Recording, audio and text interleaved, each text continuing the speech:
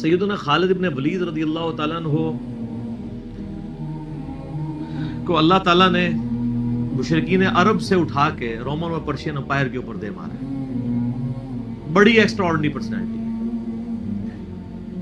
نبی الاسلام کی اعلان نبوت کے بعد 19 سال تک کافر رہے ہیں. اس 19 سالوں میں موت بھی آ سکتی تھی لیکن اللہ نے زندہ رکھا ہے. حتیٰ کہ غزوہ احد کے موقع پر نبی الاسلام کے جو 4 دانت شہید ہوئے ہیں، جو بخاری مسلم میں آتا ہے، حضرت خالد بن ولید کی وجہ سے ہوئے ہیں. انہوں نے وہ جب درہ چھوڑ دیا تھا عبداللہ ابن جبیر اور باقی ان کے ساتھیوں نے، عبداللہ ابن جبیر نے تو نہیں چھوڑا تھا، چند ساتھیوں نے، تو یہ پیچھے سے آگے حملہ آور ہوئے اور نبی علیہ السلام کی بددعائیں کی اس موقع پہ. نبی علیہ السلام کی مبارک زبان سے نکل گیا، اللہ ایسی قوم کو کیسے ہدایت دے گا جنہوں نے اپنے نبی کا چہرہ خون سے رنگ دیا. تو سورہ ال عمران میں جہاں پہ صحابہ کرام کو اللہ تعالیٰ نے گرفت کی ہے نا 60 آیات میں کہ غزوہ احد پہ تم نے یہ غلطی کی، پھر اینڈ پہ معاف بھی فرما دیا. پہلی گرفت نبی علیہ السلام پہ آئی ہے، لیس لک من الامر شیء. نبی آپ کو تو کوئی اختیار نہیں، اللہ چاہے ان کو ہدایت دے دے. ہوئے ہوئے ہوئے ہوئے، اور اسی کو ہدایت بھی مل گئی. اسی پیگن کو اللہ نے اٹھایا ہے. پیگن انگلش میں کہتے ہیں بت پرست. آپ گوگل پہ جا کے لکھیں حضرت خالد بن ولید کا تعارف، کہ ایک عرب کا پیگن اللہ نے اٹھا کے اسے رومن اور پرشین امپائر لٹوا دیا. پھر 19 سال تو کفر میں گزرے ان کے، اسلام میں ان کے 19 سال نہیں گزرے سر، بمشکل 10-11 سال. لیکن انہوں نے اپنے 19 سالوں کے بھی سارے گناہ دھلوا دیے، جو کچھ کیا پھر اور جو کچھ اللہ نے ان سے کام لیا.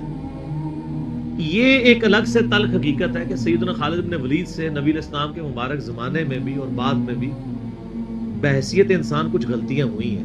بخاری مسلم میں رپورٹ ہوئی ہیں. لیکن کسی شخص کی چند ایک غلطیوں سے اس کا پورا پلڑا ادھر کا ادھر نہیں ہو جاتا. اللہ بھی قیامت والے دن نیکیوں اور برائیوں کو تولے گا. نیکیاں زیادہ ہوں گی تو پھر اس کو یہ نہیں کہا جائے گا کہ یہ تو نے اتنی بڑی برائی کیوں کی تھی، پھر وہ پاس ہو چکا ہے. چاہے کسی ایک سوال میں اس کے 0 نمبر بھی آئے ہوئے، پاس ہو چکا تو اس کا تانا بھی نہیں دیا جائے گا، نیور. تو 2-4 واقعات کو لے کے اس طریقے سے کسی بندے پہ چڑھائی کرنا یہ بالکل زیادتی والی بات ہے. سیدنا خالد بن ولید سیف اللہ ہے، اس میں کوئی شک نہیں ہے. صحیح بخاری میں جو یہ حدیث کہتے ہیں نا، یہ حدیث بڑی مشہور ہے. غزوہ موتا کے موقع پر آپ کو پتہ ہے نبی علیہ السلام نے رومن امپائر کی طرف اپنا ایک ایلچی روانہ کیا تھا، خط بھیج کے. اس ایلچی کو قتل کر دیا گیا تھا اور اس وقت ایلچی کا قتل اعلان جنگ ہوتا تھا. تو نبی علیہ السلام نے ایک لشکر روانہ کیا زید بن حارثہ کی قیادت میں. نبی علیہ السلام کے منہ والا بیٹا جس کا نام قرآن میں، واحد صحابی جس کا نام قرآن میں زید. لیکن ساتھ ہی آپ نے فرمایا، صحیح بخاری میں الفاظ ہیں کہ اگر زید فوت ہو جائے، مسند احمد میں ڈیٹیل موجود ہے انہی الفاظ کے ساتھ، کہ زید فوت ہو جائے تو جعفر کو اپنا امیر بنا لینا. جعفر فوت ہو جائے، شہید ہو جائے، تو پھر عبداللہ بن رواحہ کو بنا لینا. اگر وہ بھی شہید ہو جائے پھر تو اپنی مرضی سے کسی کو امیر چن لینا. یہ مسند احمد میں ہے. بخاری میں الفاظ ہیں کہ صحابہ کرام کہتے ہیں نبی علیہ السلام مدینہ شریف میں تھے اور آپ علیہ السلام کی آنکھوں سے مسلسل آنسو رواں تھے اور آپ نے کہا کہ میرے زید کو شہید کر دیا.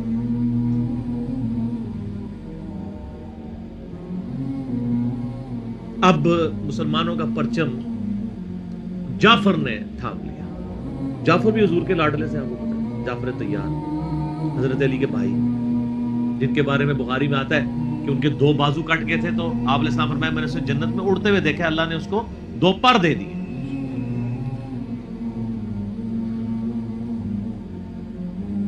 نجاشی کے دربار میں انہوں نے ہی، آپ کو پتہ ہے، سورہ مریم پڑھی تھی.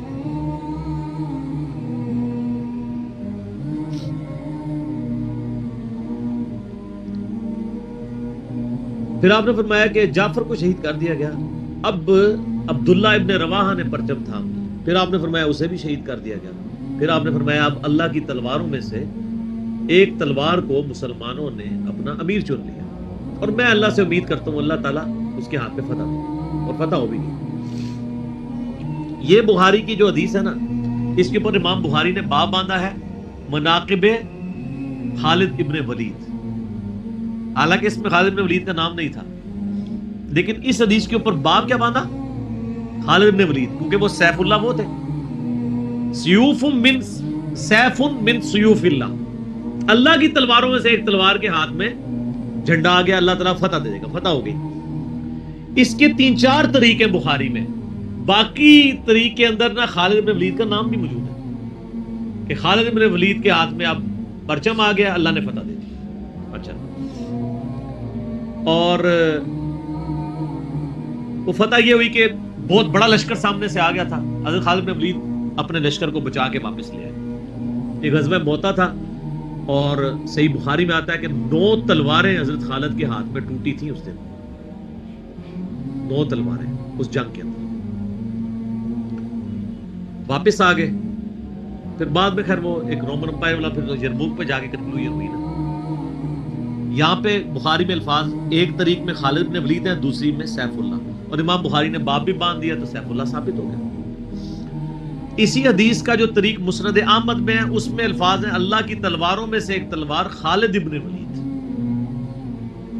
جامعہ ترمذی میں ایک حدیث صحیح سند کے ساتھ ہے کہ نبی الاسلام کے سامنے سے حضرت خالد ابن ولید گزرے تو آپ نے فرمایا کہ خالد بن ولید کتنا نیک بندہ ہے اللہ کا, اللہ کی تلواروں میں سے ایک تلوار ہے.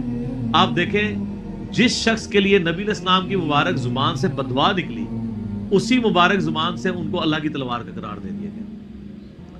ذالک فضل اللہ یؤتی من یشاء, یہ اللہ کی بے نیازی ہے. آپ تو کسی ایسے شخص کو معاف بھی نہ کرتے جس کی وجہ سے نبی کے 4 دانت شہید ہوئے.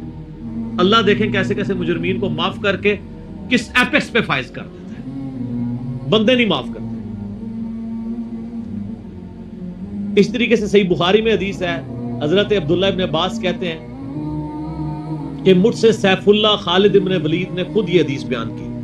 تو بخاری میں خود سیف اللہ لقب عبداللہ ابن عباس نے, کہ ایک دن حضرت خالد ابن ولید نبی علیہ السلام کی بیوی سیدہ میمونہ جو کہ میری خالہ بھی ہیں حضرت عبداللہ ابن عباس, ان کے ہاں نبی علیہ السلام کے پاس بیٹھے ہوئے تھے. تو انہوں نے بھونی ہوئی دب لا کے رکھی, عربی میں دب کہتے ہیں, دال با دب, اردو میں ہم اسے وہ گو, ویسے گو کا لفظ اپروپریٹ نہیں ہے, سانڈا لفظ ہے اصل میں, چھپکلی سے تھوڑی سی بڑی ہوتی ہے, حلال ہے کیونکہ یہ سبزی خور ہے.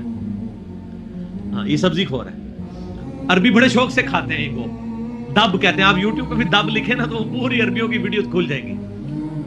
دب لا کے رکھی گئی بھنی ہوئی. تو حضرت خالد بن ولید کہتے ہیں میں بڑے شوق سے کھانا شروع کیا اور حضور مجھے بڑے دیکھ رہے تھے ایسے, وہ اتنے ذوق و شوق سے کھا رہے تھے. تو میں نے کہا یا رسول اللہ آپ بھی؟ تو آپ فرمایا کہ میرے علاقے کی غذا نہیں ہے, میں نہیں کھاتا, یعنی حرام. ان کا یا رسول اللہ کیا حرام ہے؟ آپ فرمایا حرام نہیں ہے, مجھے پسند نہیں ہے. اس سے یہ بھی بات پتہ چلی کہ اگر کسی کو کوئی رزق پسند نہ ہو تو اس میں کوئی گناہ اور عیب والی بات نہیں ہے. یہاں تو کہتے ہیں جس کو کدو پسند نہیں ہے اس کی گردن اتار دو. کہنا نہ قاضی ابو یوسف کی طرف ایک جھوٹا واقعہ مشہور کیا ہوا ہے. وہ اللہ نے یعنی اتنی چیزیں اس لیے بنائی ہیں نا, کسی کو ایک چیز پسند ہوگی کسی کو دوسری, تو اس میں بھی سیف اللہ کے الفاظ ہیں. اس کے علاوہ صحیح مسلم میں ایک حدیث ہے, آپ کو پتا ہے ذوالخویسرہ التمیمی نجدی خبیث جس نے کہا تھا اے محمد اللہ سے ڈر اور انصاف کر. بخاری مسلم دونوں میں آتا ہے. تو آپ فرمایا اگر میں انصاف کرنے والا نہیں تو کون ہے؟ تو وہاں پہ الفاظ ہیں مسلم شریف میں, یہ بخاری میں بھی حدیث ہے, مسلم کے الفاظ ہیں کہ حضرت عمر فاروق رضی اللہ عنہ کا یا رسول اللہ اجازت ہے میں اس منافق کی گردن اڑا دوں. اور وہاں پہ الفاظ ہے پھر سیف اللہ خالد کھڑے ہوئے, وہاں بھی لفظ ہے سیف اللہ. انہوں نے کہا یا رسول اللہ اجازت دیں. آپ فرمایا چھوڑ دو, لوگ کہیں گے یہ اپنے ساتھیوں کو مرواتا ہے, کوئی کلمہ گو تو تھا نا وہ, اس کی نسل سے بھی لوگ پیدا ہوں گے, ان کے خلاف قتال کرنے والے مخلوق کے بہترین لوگ ہوں گے. اور ابو سعید خدری کہتے ہیں کہ وہ حضرت علی کے زمانے میں جب یہ ظاہر ہوئے تو حضرت علی کے ساتھ مل کے ہم نے ان خوارج کے خلاف قتال کیا تھا. تو یہ مسلم میں بھی سیف اللہ کے الفاظ موجود ہیں. باقی حضرت خالد بن ولید رضی اللہ تعالیٰ کی پرسنالٹی یعنی بڑی ایکسٹرا آرڈنری ہے. آپ دیکھیں کہ آلموسٹ ان کی جو عمر مبارک ہے وہ بلو 45 تھی جب وہ فوت ہوئے حضرت عمر کے دور کے اندر. حضرت ابوبکر صدیق کے دور کے اندر وہ آرمی چیف تھے. وہ سر عمر سیریز پھر دیکھیں تو آپ کو پتہ چلے, انہوں نے ایک ایک چیز فلمائی ہے. مسلمہ کذاب کے خلاف قتال میں کون لیڈ کر رہا تھا؟ خالد بن ولید. جتنے عرب کے قبائل مرتد ہوئے ہیں ان کے خلاف حضرت خالد بن ولید کو بھیجا. اور اس کے بعد پرشین امپائر کا جب جہاد شروع ہوا ہے تو شروع کی ساری مہمات میں حضرت خالد بن ولید تھے. تو کرتے کرتے اس دوران کچھ واقعات رپورٹ ہوتے تھے ایسے. حضرت ابوبکر صدیق سے حضرت عمر مخالفت کرتے تھے. وہ کہتے تھے یہ اپنی طرف سے کچھ ڈیسیژن کر لیتا ہے, اس کو چاہیے کہ امیر کی اطاعت کرے. تو حضرت ابوبکر صدیق کہتے تھے کہ اگر وہ میرے حکم کا انتظار کرے گا تو 1 مہینہ تو خط پہنچنے میں لگے گا, ایک جانے میں اس وقت تک اس کے ہاتھ سے موقع ہی نکل جائے. تو میں نے اسے اختیار دیا ہوا ہے. کوئی موبائل فون یا کوئی اس وقت واٹس ایپ تو ہے نہیں تھا. لیکن حضرت عمر ذرا ڈسپلن کے بہت سخت تھے. وہ کہتے تھے اس طرح ان کو خود ڈیسیژن نہیں لینا چاہیے, کیونکہ اس میں 1-2 مسئلے ان سے مس ہینڈل بھی ہو گئے تھے. تو جب اتنے بندہ کام کر رہا ہوتا ہے 1-2 مسئلے تو مس ہینڈل ہو جاتے ہیں. ہم سمجھتے ہیں کہ مس ہینڈل ہونے کا مطلب ہے 0 سے ملٹیپلائی. ایک طبقہ یہ سمجھتا ہے, دوسرا کہتا نہیں کہ چونکہ اس کی شان بہت ہے لہذا مس ہینڈل ہو نہیں سکتا. یہ دونوں ایکسٹریم ہیں. وہ پیغمبر ہی ہے جس کو اللہ تعالیٰ نے رول ماڈل بنایا ہے, وہی بیلنس ہے. تو پھر جنگ یرموک کا موقع جب آیا, رومن امپائر کے خلاف فیصلہ کن جنگ تھی جو, تو عین میدان جنگ میں حضرت بکر صدیق فوت ہو گئے. حضرت عمر نے پہلا ڈیسیژن یہ کیا کہ خالد بن ولید کو آرمی چیف کے عہدے سے معزول. ہائے ہائے سر, بالکل آپ آخری اوور چل رہے ہو اور آپ کا جو پلیئر سینچری مار رہا ہو, آپ اس کو کہیں اس کو واپس آ جاؤ اور ایک نیا پلیئر بھیج دیں. جو کریز پہ سیٹ تھا اس کو آپ واپس بلا لیں. یہ وہ شخص کر سکتا ہے جس کا خدا پہ یقین ہو. تو اور آپ کو پتہ ہے حضرت عمر کے رشتہ دار تھے قریبی, انہی کے قبیلے سے تھے حضرت خالد بن ولید. حضرت خالد بن ولید کو پتا تھا کہ یہ اگر عمر خلیفہ بنے گا نا تو پھر میرا معاملہ پہلے ہوگا. اور وہی ہوا. ابو عبیدہ ابن جراح کو بنا کے بھیج دیا. لوگوں میں بڑی چیما گوئیاں شروع ہوئی کہ لو جی سب سے بڑی آرمی کے خلاف جنگ ہو رہی ہے, سب سے بڑی سپر پاور, اور عین میدان جنگ میں یہ ڈیسیژن کر دیا ہے, اگر مسلمان ہار گئے پھر کیا ہوگا, یہ وہ اللہ نے فتح دے دی. فتح ہوئی تو اب جب لوگ آ کے مبارک باتیں پیش کر رہے ہیں, پھر حضرت عمر نے آ کے مسجد نبی میں خطبہ دیا. انہوں نے کہا خدا کے لیے میں تم سے یہی تو چیز ختم کرنا چاہتا تھا کہ یہ فتوحات خالد کی وجہ سے نہیں ہو رہی, رب خالد کی وجہ سے ہو رہی ہے. کل کو خالد نہیں رہے گا تو تم کیا سمجھو گے کہ اسلام ختم ہو جائے گا؟ اسلام نے تو آگے چلنا ہے. ٹھیک ہے. پھر انہوں نے کہا میری دوسری حکمت یہ تھی کہ مجھے پتا ہے کہ اب یہ رومن امپائر مسلمانوں کے پاس آ جائے گی, بیت المقدس بھی فتح ہو گیا پھر بعد میں. تو خالد ابن ولید جو ہے یہ جنگ کی فیلڈ کا ماسٹر ہے, اور جب کوئی علاقہ فتح ہو جاتا ہے پھر کسی جنگجو کی وہاں گورنر لگانے کی ضرورت نہیں ہوتی, بلکہ کسی ایسے شخص کو گورنر لگانے کی ضرورت ہوتی ہے جو ہیومن انسٹنکٹ سے واقف ہو, جس کو ہیومن مینجمنٹ آتی ہو. تو خالد تو ہمیشہ تلوار کے ساتھ ہی کھیلا ہے, اس کو ہیومن مینجمنٹ نہیں آتی. تو میں نے اس شخص کا انتخاب کیا ہے جس کو سب سے زیادہ رسول اللہ صلی اللہ علیہ وسلم کی صحبت کا شرف حاصل ہے. اور بخاری مسلم میں حدیث ہے کہ نبی علیہ السلام نے فرمایا کہ ہر نبی کے ساتھ ایک امین ہوتا ہے, اور میرا امین جو ہے وہ ابو عبیدہ ابن جراح ہے. ان کو پھر یعنی یرموک میں حضرت عمر نے یعنی آرمی چیف لگایا اور فتح ہوئی. اس کے بعد بیت المقدس بھی فتح ہو گیا, کیونکہ ابو عبیدہ جو ہے وہ شروع کے مسلمانوں میں سے مکی دور کے. اب بعد میں لوگوں کو اسلام سکھانا تھا تو ایسے بندے کی ضرورت تھی. تو پھر حضرت عمر آپ کو پتا ہے نا دورے پہ بھی گئے تھے بیت المقدس کی چابیاں لینے کے لیے. تو وہاں پہ کئی واقعات ہیں, ان میں سے ایک جو واقعہ ابو عبیدہ کا جو کہ ذکر ہوا ہے, تو اس کے بعد حضرت عمر ابو عبیدہ کو کہتے ہیں مجھے اپنے اب آپ آفس میں لے چلو.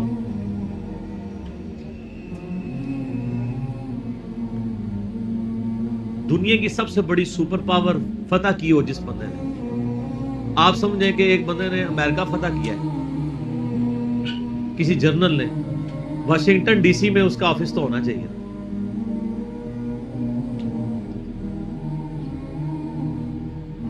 حضرت عمر رضی اللہ تعالیٰ عنہ کو ابو عبیدہ جب اپنے یعنی آفس میں لے کے گئے تو آفس کیا تھا, اسی قلعے کا ایک پرانا سا کمرہ, جس کے ایک کونے کے اوپر مصلی بچھا ہوا ہے، ایک وضو کی جگہ ہے، لوٹا پڑا ہوا ہے. یہ کل کائنات ہے. اس آفس کی جو سب سے بڑی سپر پاور کو جس بندے نے گرایا، ابو عبیدہ ابن جراح نے. حضرت عمر رضی اللہ تعالیٰ عنہ کی آنکھوں میں آنسو آ گئے. انہوں نے فرمایا کہ دنیا نے